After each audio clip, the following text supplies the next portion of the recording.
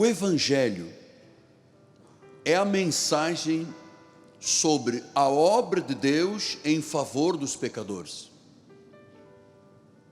É o relato do que Jesus fez para salvar o pecador.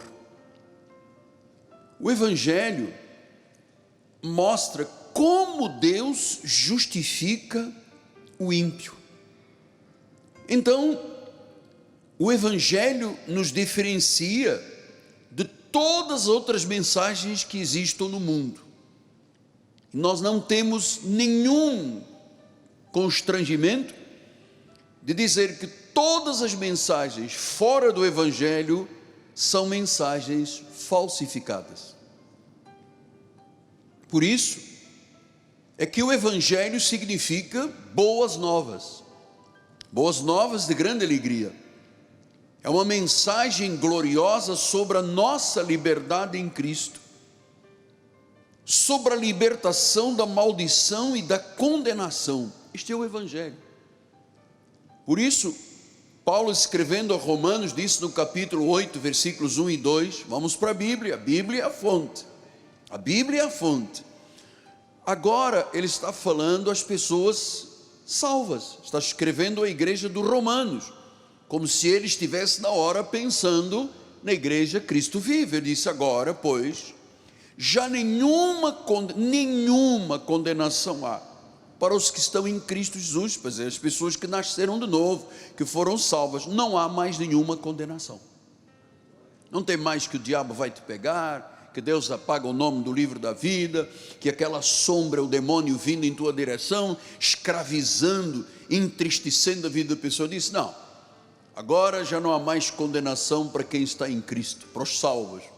Versículo número 2: porque a lei do Espírito da vida, a graça, nos livrou ou não livrou? Livrou. Aonde é que livrou? Na cruz do Calvário.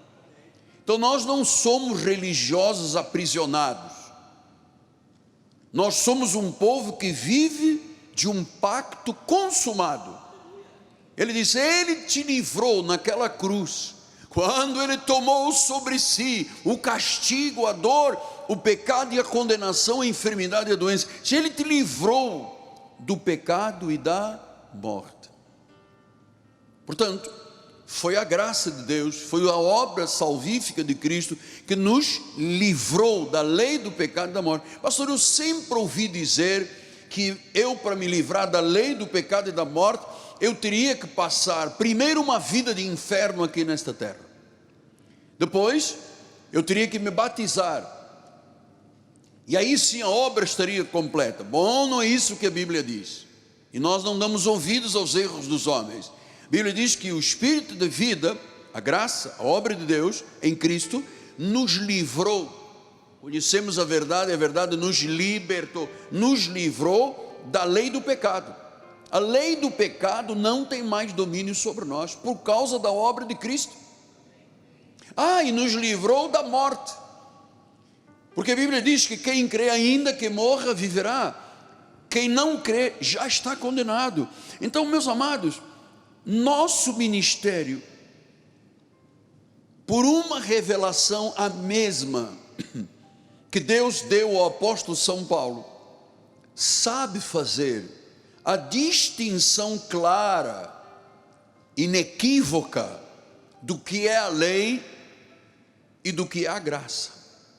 Porque Paulo disse em Romanos 7,7: é a lei pecado? Ele disse: de modo nenhum, mas eu não teria conhecido o pecado senão por intermédio da lei.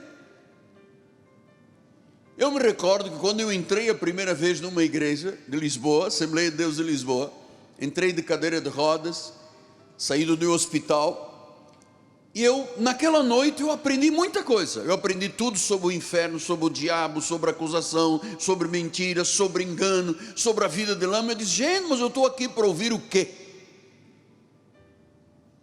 Então eu me apercebi depois que eu estava no ministério da lei. O ministério da lei é que faz as pessoas se sentirem em pecado. Você não conhece uma pessoa da lei feliz. Esses 16 milhões de pessoas desviadas das igrejas, a maioria delas são escandalizadas, entristecidas, desanimadas, têm saudade da igreja, mas não voltam. Por quê? Porque foram escravizados pela lei.